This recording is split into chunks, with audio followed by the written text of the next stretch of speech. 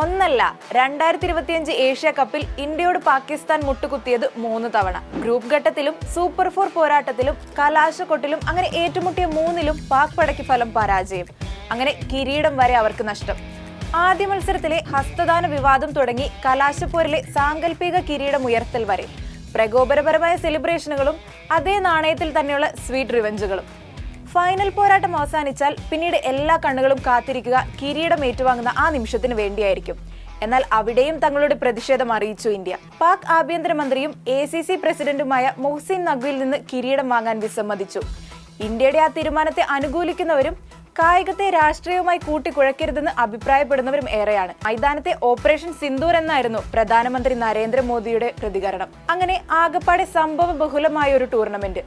ഇങ്ങനെ ഒരു final sports ചരിത്രത്തിൽ തന്നെ ആദ്യമായിരിക്കും.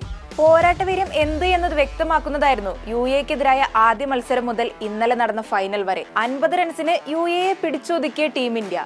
ഗ്രൂപ്പ് ഘട്ട മത്സരത്തിലും സൂപ്പർ 4 പോരാട്ടത്തിലും അയൽക്കാർക്കെതിരെ നിറഞ്ഞാടിയ ടീം ഇന്ത്യ. ഒമാനെതിരെ ഒന്ന് വിറച്ചെങ്കിലും 21 റൺസിന് മത്സരം തിരിച്ചുപിടിച്ച ടീം ഇന്ത്യ.